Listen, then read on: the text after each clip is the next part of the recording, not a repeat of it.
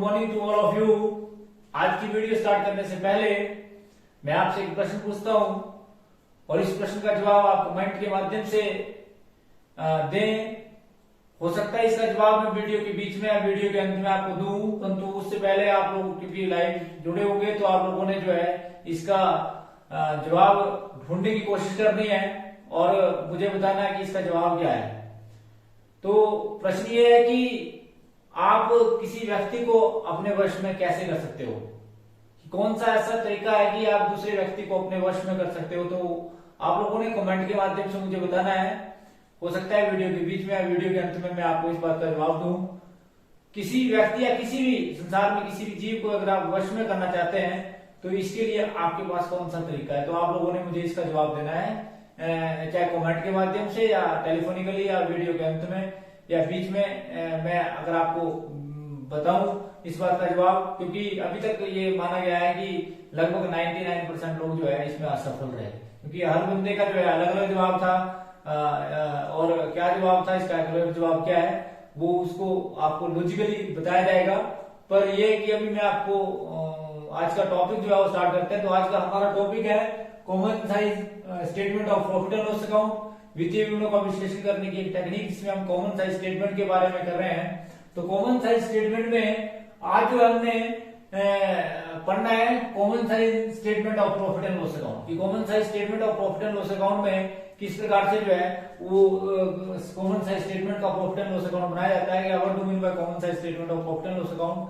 तो एक प्रकार की ऐसी स्टेटमेंट जिसमें दो या दो से अधिक अवधियों के जो आपका प्रॉफिट एंड लॉस अकाउंट दिया है उसके बीच में तुलनात्मक अध्ययन करने के बाद आप वित्तीय विवरणों का विश्लेषण करते हैं। You have to compare your data with another firm और you have to compare your data with your firm.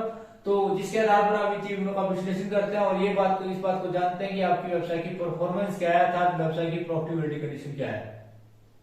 क्योंकि व्यवसाय की प्रॉफिटेबिलिटी कंडीशन बिजनेस का जो है वो सबसे मेन मोटिव जो होता है टू अर्न द प्रॉफिट, मोर और मोर प्रॉफिट। और किसी बिजनेस में प्रॉफिट की अधिक होना जो है उसका जो है प्रॉफिटेबिलिटी कंडीशन को जो है दर्शाता है।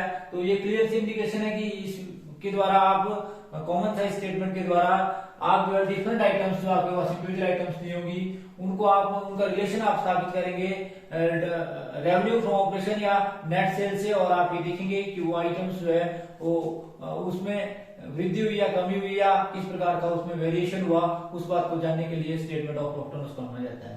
तो हम आज जो हमारा टॉपिक है वो common size statement of profit and loss account है।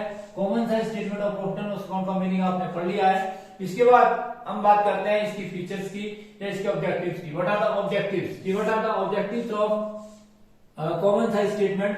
तो नंबर एक ऑब्जेक्टिव है to analysis change in individual items of statement of profit and loss account to revenue from operation. हम हर आइटम्स का रिलेशन स्थापित करते हैं किसके साथ, रेवेन्यू फ्रॉम ऑपरेशन या नेट सेल के साथ। और हम ये देखते हैं कि रेवेन्यू की तुलना में या नेट सेल की तुलना में ये आइटमों में कितना प्रतिशत है। अर्थात अगर आपका रेवेन्यू फ्रॉम ऑपरेशन 100 है तो आपका जैसे ओपनिंग स्टॉक है या अदर एक्सपेंसेस है, सेलिंग एक्सपेंसेस है, डिस्ट्रीब्यूशन एक्सपेंसेस है, वो सेल की तुलना में कितने हैं। इस बात को एनालिसिस करने के लिए हम common size statement of profit and loss account का यूज करते हैं। नंबर 2 इसका है to determine the trend in the different items of income and expenses, कि आपकी इनकम एंड एक्सपेंसेस के आइटमों में का ट्रेंड किस ओर है, कि जैसे एक्सपेंसेस बढ़ रहे हैं या कम हो रहे हैं, या इनकम बढ़ रही है या कम हो रही है, कोई भी सेल आपकी बढ़ रही है या कम हो रही है, परचेज आपकी ज्यादा हो रही है या कम हो रही है। तो इस बात का जो ट्रेंड है उसके बारे में पता लग जाता है कि भविष्य में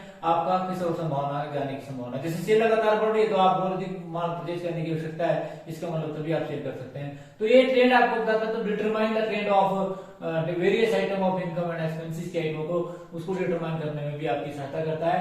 उसके बाद टू जज the relative financial performance on the basis of common size statement of profit and loss account from different enterprises belonging to the same industry। तो यहाँ क्लियर से ध्यान रखें आप कि आपका ये जज करता है रिलेटिव फाइनेंशियल परफॉर्मेंस को on the basis of common statement of profit and loss account of different enterprises belonging to the same industry. हम कंपैरिजन करते हैं दूसरी फर्म के साथ भी जो सेम बिजनेस करती है हमारी तरह ही, और हम उनकी आइटमों का, चाहे वो बिजनेस बड़ा हो चाहे बिजनेस छोटा हो, तो बिजनेस हमारी तरह करते हो, तो हम उनके बीच में रिलेशन स्थापित करते हैं और हम जज करते हैं अपनी परफॉर्मेंस की, अपनी प्रॉफिटेबिलिटी, अपनी फाइनेंशियल पोजीशन का उनके साथ। तो जिसके आधार पर जो है हम ये इवैल्यूएशन करते हैं, तो ये कॉमन साइज स्टेटमेंट के द्वारा जो है ये संभव है। उसके बाद आप सभी जानते हैं, to establish a relationship between individual items to profit and loss account and revenue from operation. तो मैंने जैसे आपको बताया कि हम रिलेशन स्थापित करते हैं कि इंडिविजुअल आइटम्स का प्रॉफिट एंड लॉस अकाउंट की, जो इंडिविजुअल आइटम्स हैं उनका रेवेन्यू फ्रॉम ऑपरेशन या नेट सेल्स है, कि इन आइटमों का क्या रिलेशन है। जैसे आप सभी जानते हैं परचेज का रिलेशन सेल्स है। अगर कोई खर्चा करते हैं तो वो खर्चे करने का हमारा पर्पज क्या है, हमें इनकम कहां से जनरेट होगी। इस प्रकार से उनके बीच में रिलेशन एस्टेब्लिश करने में हम जो है वो का काम जो है कार्य करते हैं। तो ये था जी आपका कि किस प्रकार से जो है इसके ऑब्जेक्टिव है। मीनिंग के बाद आपने इसके ऑब्जेक्टिव पढ़े। अब बात आती है कि basic element, what are the basic element required for while you are doing the common size statement. कि जब आप कॉमन साइज स्टेटमेंट करते हैं, कॉमन साइज फाइनेंशियल स्टेटमेंट आप करते हैं, तो आपके पास बेसिक एलिमेंट क्या होंगे। तो नंबर 1 क्या होगा जी, एब्सोल्यूट मनी वैल्यू। आपके पास एब्सोल्यूट मनी वैल्यू जो है वो गिवन होगी। ध्यान रखना इस बात का, एब्सोल्यूट मनी वैल्यू गिवन होगी, अर्थात आपके पास 2 साल का statement of profit and loss account दिया हुआ, चाहे वो आपका शेड्यूल के अनुसार दिया है या सिंपल आइटम आपके पास दी होगी, तो ये गिवन होगी। चाहे जैसे फॉर एग्जांपल 2010 और 2000 का डाटा आपके पास दिया होगा। फिर आपने उसको क्या करना है, अगर आपको फॉर्मेट के अनुसार दिया तो आपने उसको फॉर्मेट के अनुसार, अगर फॉर्मेट के अनुसार दिया तो आपको कोई ज्यादा फॉर्मेट बनाने की जरूरत नहीं है। परंतु अगर फॉर्मेट नहीं दिया है तो company amendment act 2013 schedule 3 part 2 के अनुसार आपको statement of profit and loss account का प्रोफार्मा बनाना पड़ेगा, जिसके अंदर statement of profit and loss account के अंदर जो है आपका जो प्रोफार्मा वो इस प्रकार से है, जिसमें सबसे पहले ऊपर लिखा होता है statement of profit and loss account of messrs for the year ended 31 मार्च या 31 दिसंबर व्हाटसोएवर। उसके बाद लाइन ऑफ डिमार्केशन लगाई जाती है।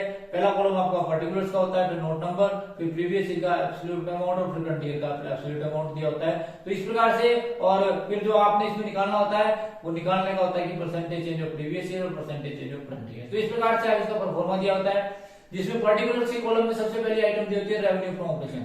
रेवेन्यू फ्रॉम ऑपरेशन में अदर इनकम जोड़ देते हैं तो आपको टोटल इनकम आ जाती है।